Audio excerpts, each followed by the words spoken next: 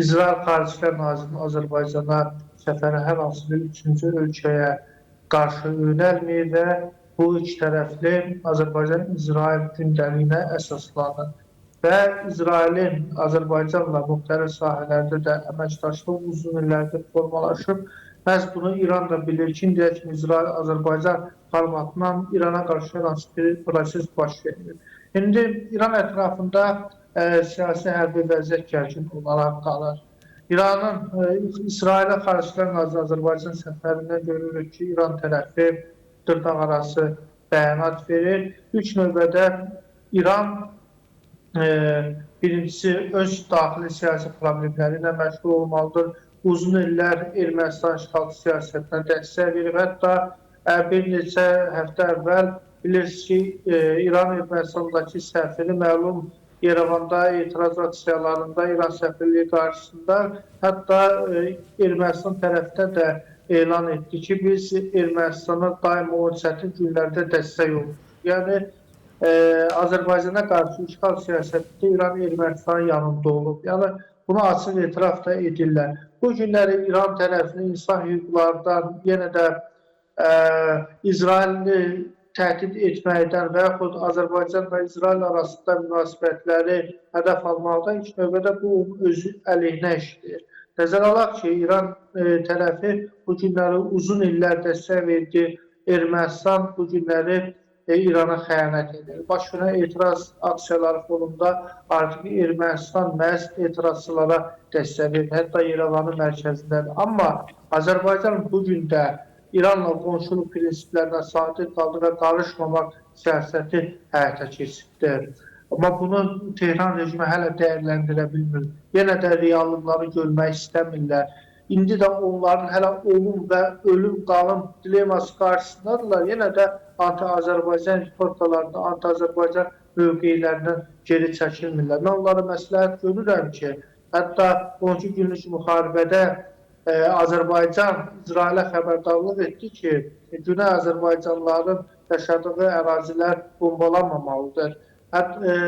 Həmçinin bu etiraz aksiyalarında da Azərbaycan yenə də İranın sabitliyində maraqlı oldu. Yəni, İrana xəbərdarlıq edirəm ki, bunları yaxşı baxmalıdırlar, bunlardan nəticə çıxarmalıdırlar. Azərbaycan daima dost və qarşılıqlı prinsiplərlə əməkdaşlıqda maraqlıdır. Amma İranın Fars Molla rejimi öz düşmənçilik ritorikasını davam etdirməklə bu günləri beynəlxalq birliyi də öz əleyhinə çevirib. Bu günləri Amerika Birləşmiş Ştatlarının hərbi gəmiləri artıq İran ətrafındadır. İranın vurulması an məsələsidir. Yenə də ənənəvi ritorika, yenə də anti-Türk, anti-Azərbaycan ritorikası, yenə də İsrail məsələsi. İsrailin Xaricilər Naziri Azərbaycana gəlib bu iki tərəfli gündəlidir.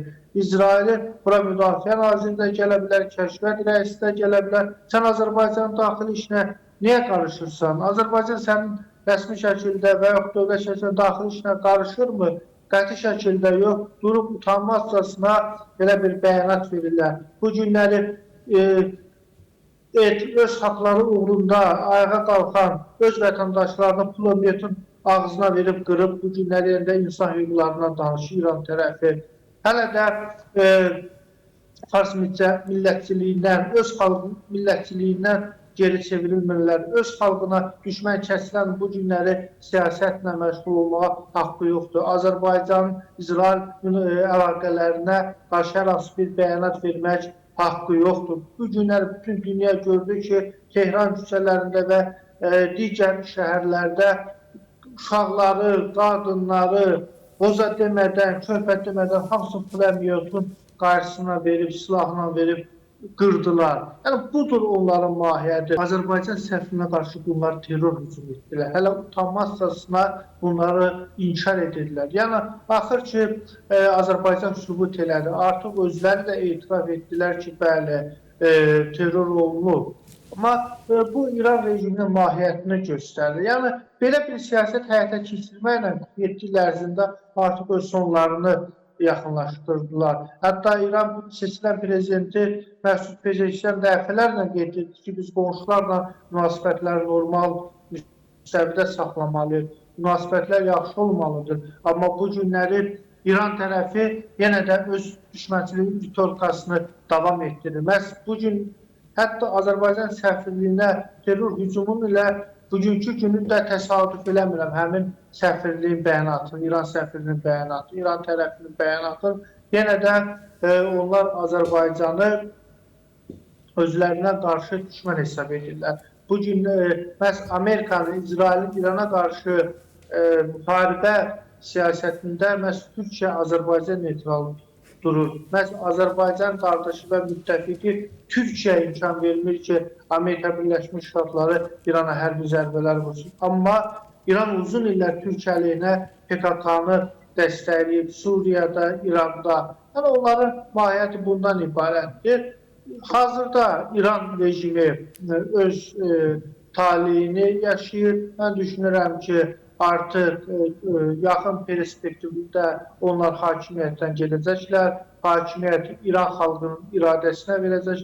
Orada da demokratik seçkilər keçiriləcək və İran xalqının nümayəndəsi xalqın iradəsinə olaraq hakimiyyətə gələcək. Həqiqətən də 1979-cu ildən formalaşan Xumeynizm, buna İslam inqilabı da deyirlər. Amma mən düşünürəm ki, İslam inqilabı deyildi. Sadəcə olaraq Ruhullah Xumeyni Şiə məzhəbi pərdə arxasında gizlənən fars millətçiliyini önə çəkdi və yaxın şərqdə öz geosiyasi mövqelərini gücləndirməyə çalışdılar, ambisiyalarını həyata keçirməyə çalışdılar.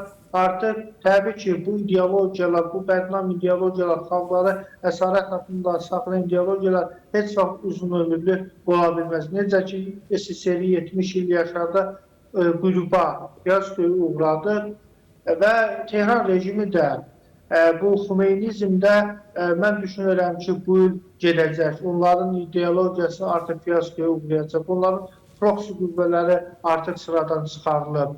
İran rejimi qonşularla münasibətləri yüksək səviyyədə saxlasaydı, beynəlxalq müstəvidə sülhpərvər siyasət həyata keçirsəydi, bu günləri normal bir ölkə olardı.